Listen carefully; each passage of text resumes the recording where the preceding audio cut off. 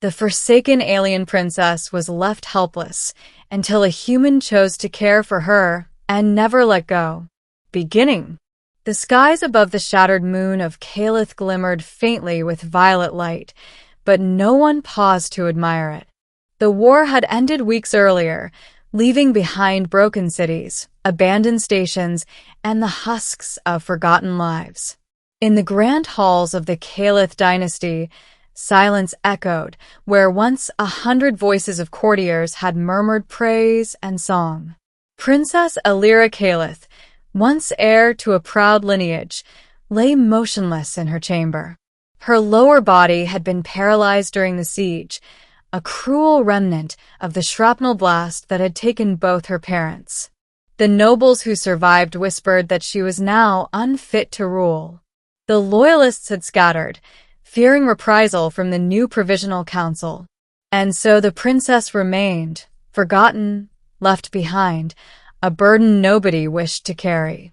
Her eyes were a brilliant silver blue, sharp and thoughtful, but her body betrayed her. A hovering chair kept her alive, moving her slowly from chamber to chamber.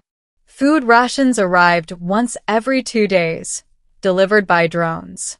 No one visited. No one cared. No one until he arrived. Darius Holt was not a knight, not a noble, not even a citizen of Helpless. He was a human mechanic, a war survivor who drifted from station to station repairing what little could be salvaged from the ruins. He'd lost his unit during the orbital bombardments, and with no command left, he wandered alone. One evening, scavenging for parts in the broken halls of the palace, he heard a faint voice echo. "Who's there?" The sound startled him. He expected raiders, scavengers, or worse. But instead, he found her, sitting in her hover chair by a cracked window, thin hands folded neatly in her lap, watching the violet-lit sky.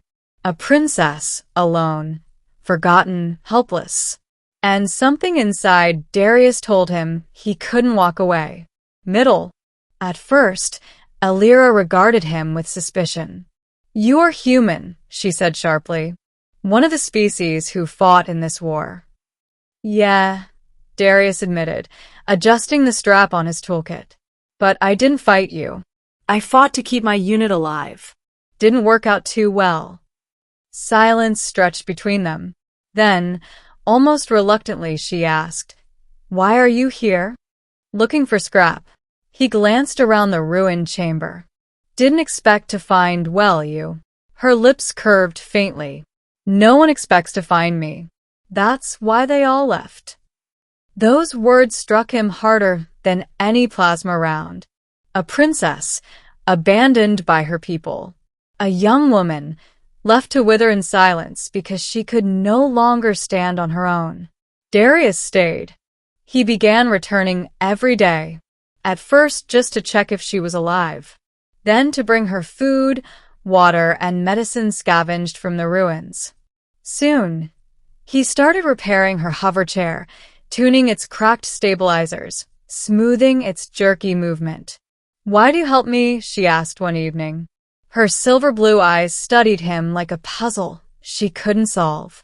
"Because you need it," he said simply. "You expect no reward? No crown? No favor?" He chuckled. "Lady, I'd be happy with a proper meal and not freezing at night. I don't want your throne. Just figured no one deserves to be left alone like this." For the first time, she smiled. Weeks turned into months. He read to her from salvaged datapads, told her stories of Earth, oceans stretching forever, cities that glittered with lights, forests older than kingdoms. She listened, wide-eyed, drinking in every detail. In return, she shared the lore of Helpless, the songs her mother once sang, the legends of winged guardians, the promises of unity her dynasty once held. Darius repaired more than machines. He repaired her spirit. But danger was never far. Raiders prowled the ruins. One night, a band of mercenaries broke into the palace, searching for valuables. Alira, hidden in her chamber, trembled as footsteps drew closer. Darius stood in the doorway, plasma welder in one hand like a weapon. "You don't want what's in here," he said firmly. The mercenaries laughed. "A human scavenger playing guard dog? Move aside." But he didn't. And something in his stance, in the fire of his eyes, made them hesitate. He wasn't rich, powerful, or armed with high-tech weaponry. But he was immovable. And for Alira, who had known nothing but abandonment, his refusal to leave her shook her more than the danger itself. "After the raiders left," she whispered, "why would you risk yourself for me?" "Because you matter," Darius replied. "Even if your people forgot, you're still worth protecting." Tears slid down her pale cheeks. No one had ever said that to her. Not since the war began. Ending. Time passed. The council that had dismissed her grew weak, struggling to maintain control. Rumors spread of the lost princess of Helpless still alive, hidden among ruins. Whispers became threats, and soon soldiers came, not to protect her, but to silence her forever. When Darius heard the patrols approaching, he knew running was their only chance. He built a crude transport from scavenged skiffs, reinforced her hoverchair with thruster stabilizers, and prepared for escape.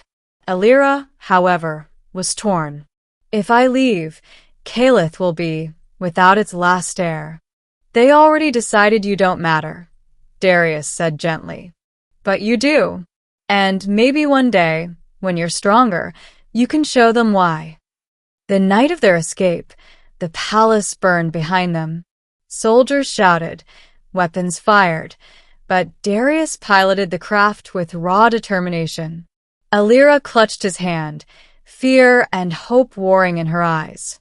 They fled into the stars, two exiles, bound not by duty or blood, but by choice. In the years that followed, Alira recovered. With Darius's care, her health strengthened, and though her legs remained paralyzed, her spirit soared higher than ever. Together, they built a small haven on an abandoned moon where refugees, human and alien alike, found shelter. She became their leader, wise and compassionate. And Darius? He never left her side. Once, as they watched the stars, she asked softly, "Do you ever regret it? Choosing me when you could have left?" He looked at her, brushing a strand of silver hair from her face. "Not once. You were forsaken, Alira. But you'll never be alone again. Not while I breathe." She pressed her hand over his, warmth filling her chest. For the first time, she believed it.